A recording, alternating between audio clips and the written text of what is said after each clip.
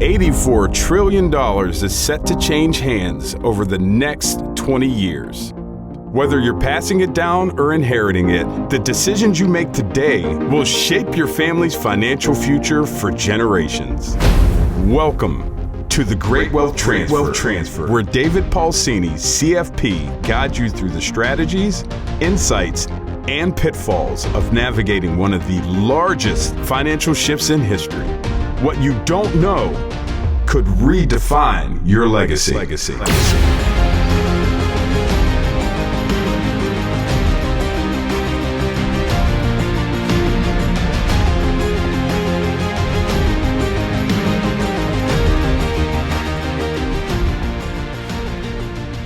A rich person should leave his kids enough to do anything, but not enough to do nothing.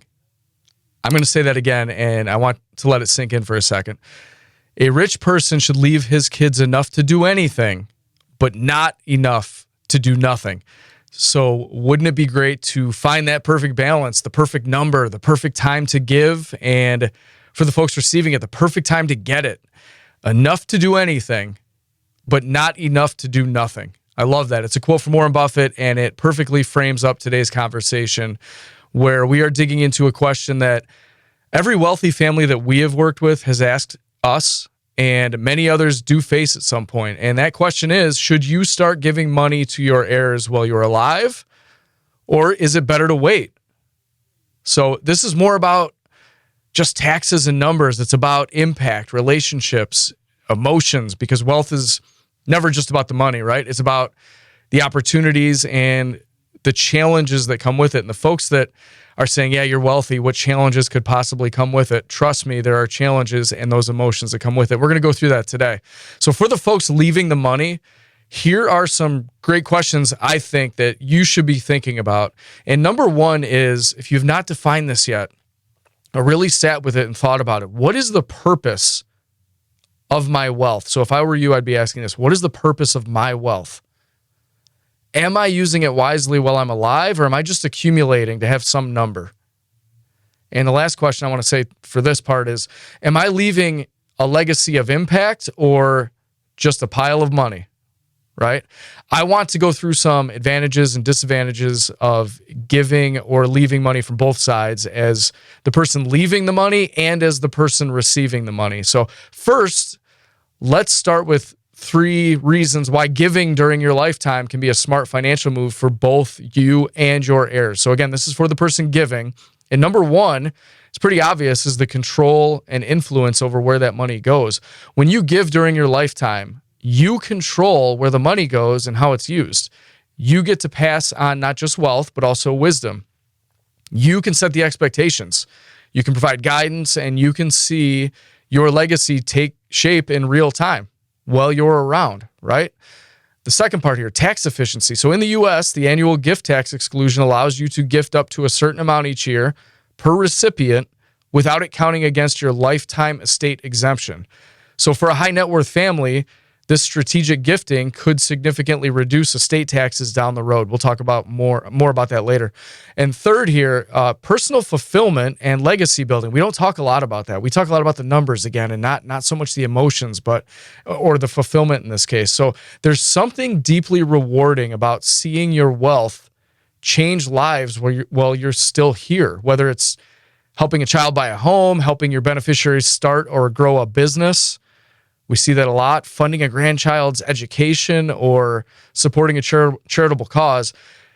You get to experience the impact of giving while you're still around, and you get to see that firsthand, okay? Now we're going to shift to the people receiving the money. Let's talk about 3 advantages of that.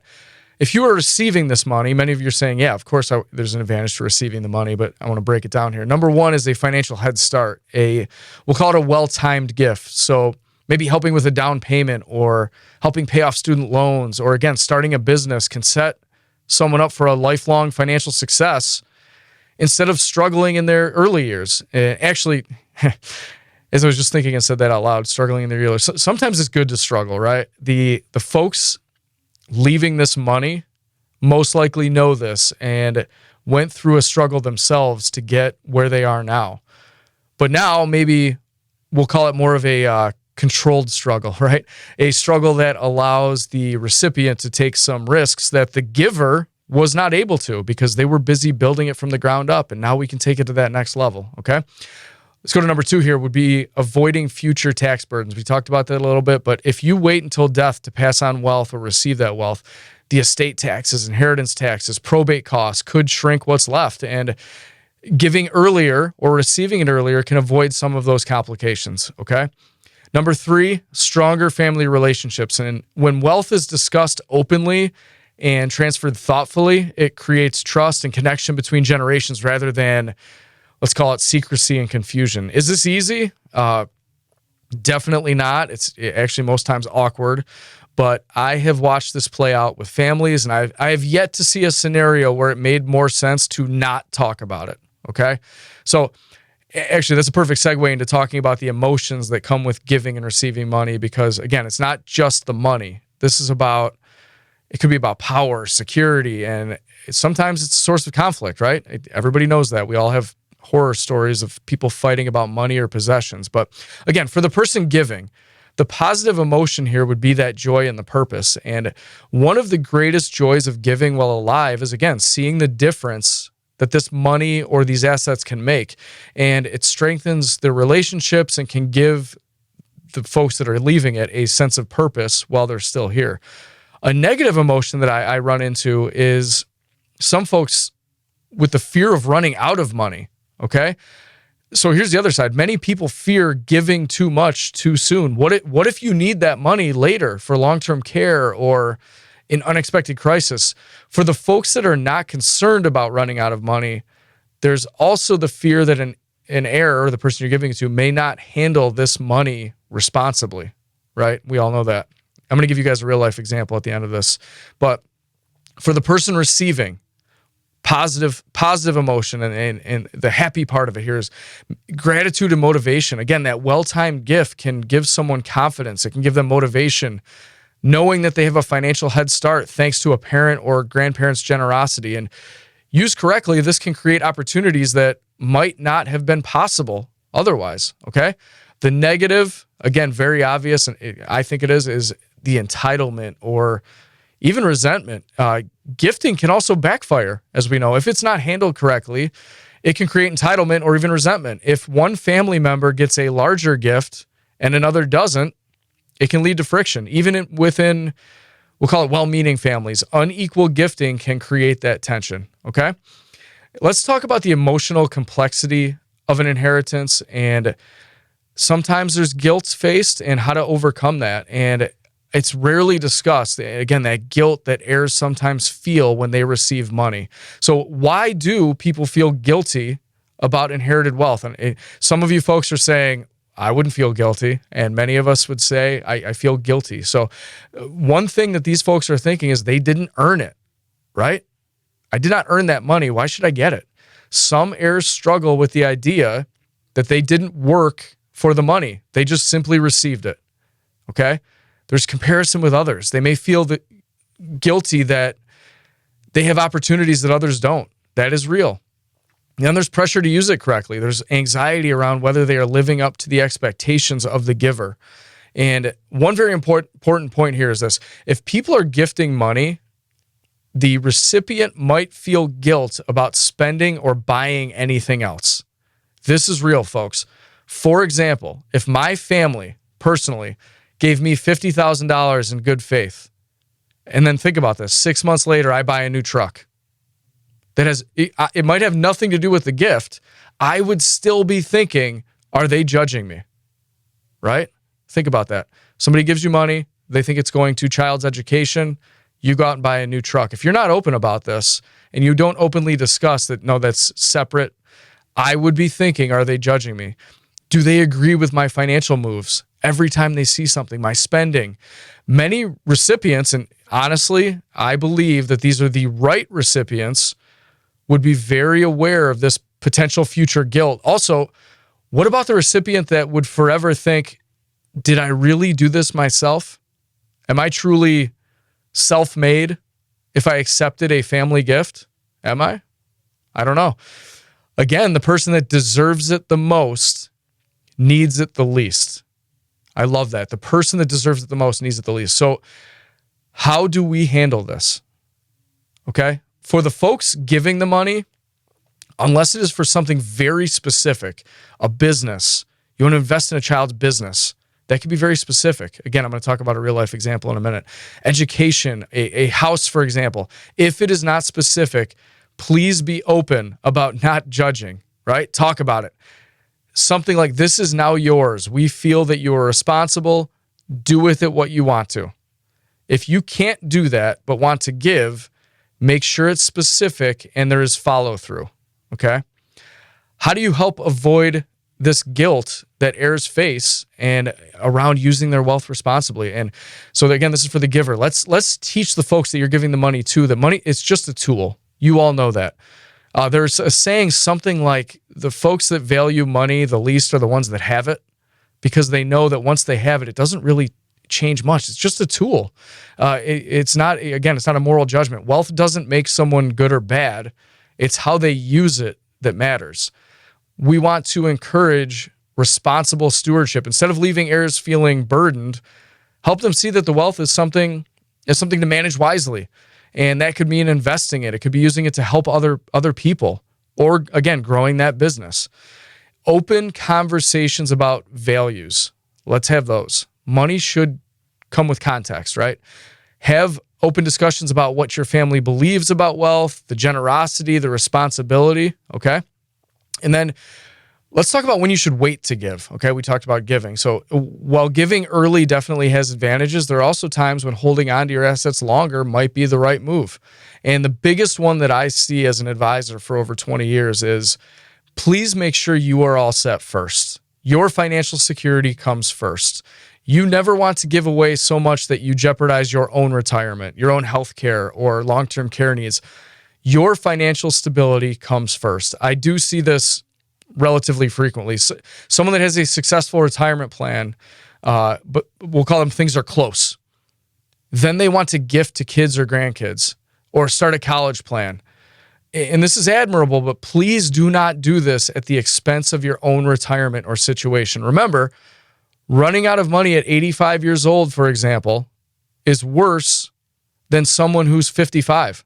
The 55-year-old can typically still work meaningfully, right? So if someone's going to run out of money, I'd rather see the 55-year-old have to work longer than somebody at 85 running out of funds, okay? A second reason not to leave it now, your heirs just aren't ready. If a child or grandchild has not demonstrated financial responsibility, giving them money early could actually do more harm than good.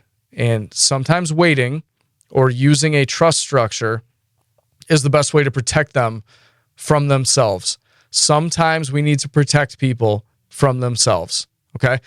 Let me give a real life example here before we wrap this up, and it's hypothetical, somewhat real from a client. We're gonna call them Tom and Susan, okay? Tom and Susan, they are a retired couple with a $17 million net worth, and much of that came from the sale of Tom's business not long ago. And they've already helped their daughter, we'll call her Emma. They helped Emma buy a home and set up a college fund for Emma's children, okay? And I should mention this about Emma. While their gifts were well received by Emma, emotions still came into play. Emma felt that guilt. She hesitated to accept the down payment, feeling like that she did not do it on her own.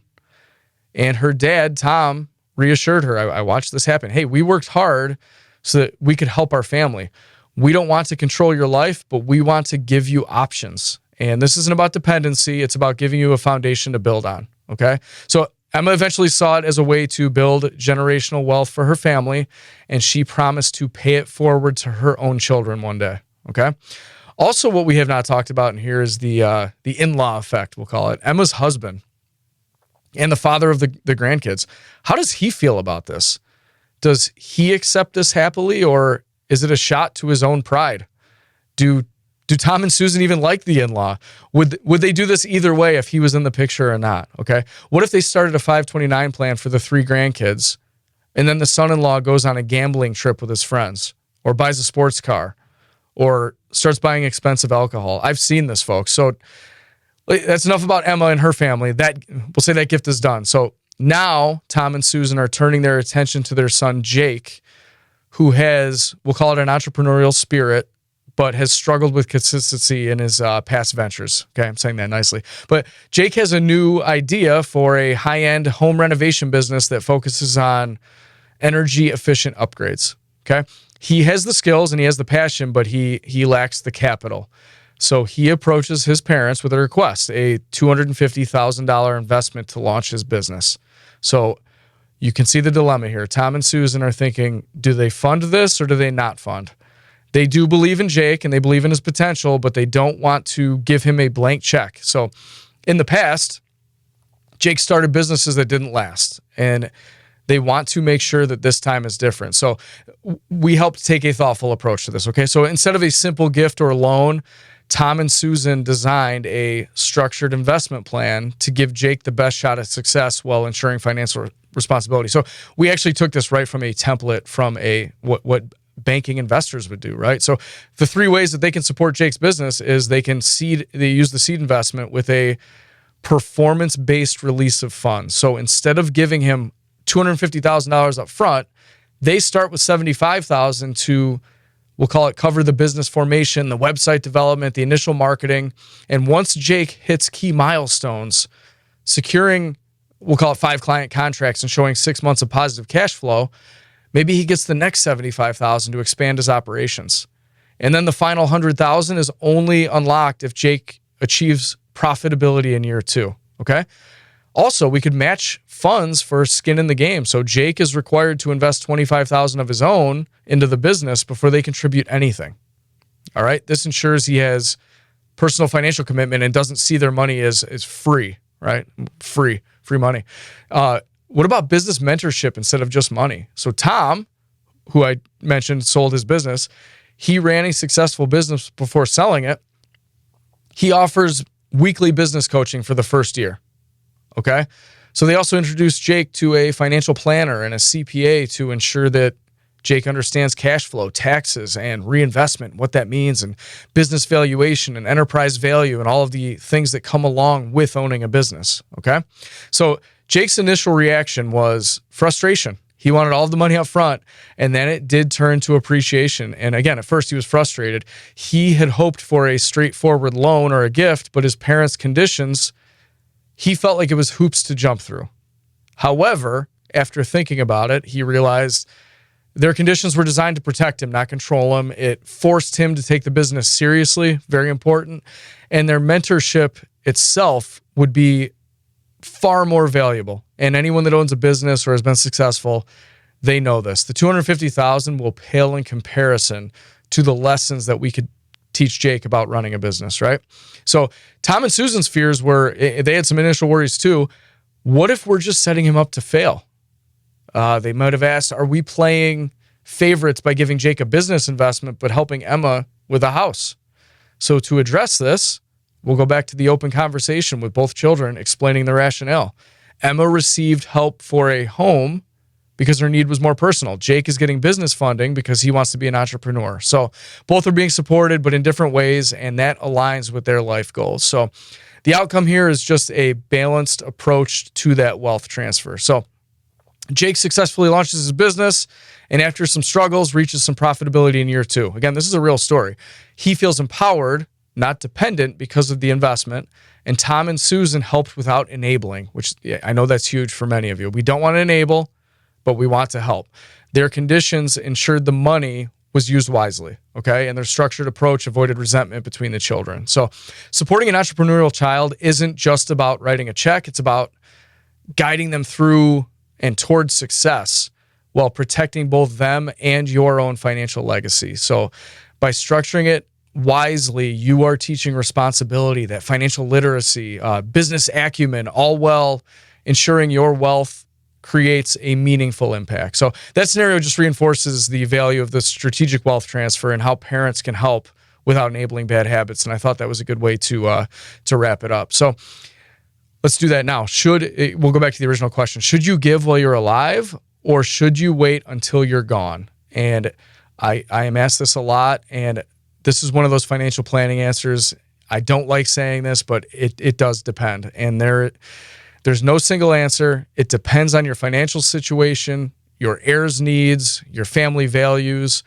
I would say the key here is just to be intentional. So whether you choose to gift now or gift later, make sure that your wealth is passed down in a way that benefits both the people receiving it and the values that you want to uphold.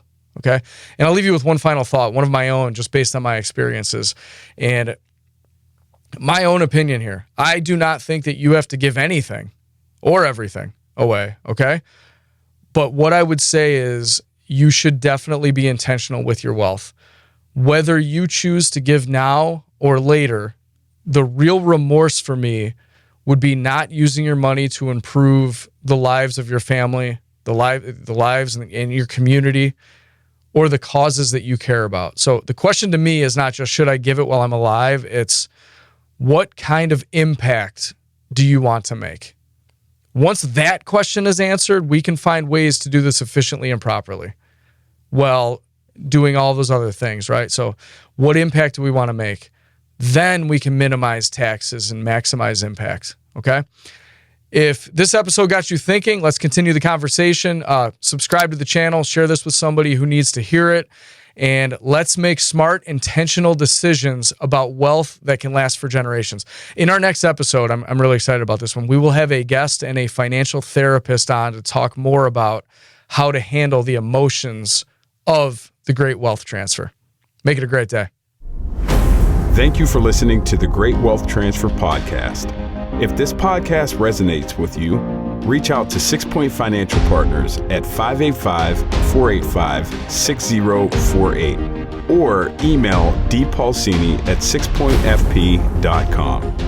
Content here is for illustrative purposes and general information only. It is not legal, tax, or individualized financial advice, nor is it a recommendation to buy, sell, or hold any specific security or engage in any specific trading strategy. All investing involves risk, including loss of principal. Results will vary. Past performance is no indication of future results or success. Market conditions change continuously. Information here is provided in part by third-party sources. These sources are generally deemed to be reliable. However, neither 6 Point Financial Partners, Private Client Services, nor RFG Advisory guarantee the accuracy of third-party sources. The views expressed here are those of 6 Point Financial Partners. They do not necessarily represent those of Private Client Services, RFG Advisory, their employees, or their clients. This commentary should not be regarded as a description of advisory services provided by 6 Point Financial Partners or RFG Advisory, or performance returns of any client. The views reflected in the commentary are subject to change at any time without notice. Securities offered by registered representatives through Private Client Services. Member FINRA SIPC. Advisory services offered by investment advisory representatives of RFG Advisory LLC, RFG Advisory, or RFG. A registered investment advisor. Private Client Services, 6 Point Financial Partners, and RFG Advisory are unaffiliated entities. Advisory services are only offered to clients or prospective clients where RFG Advisory and its representatives are properly licensed or exempt from licensure. No advisory services may be rendered by RFG Advisory unless a client agreement is in place.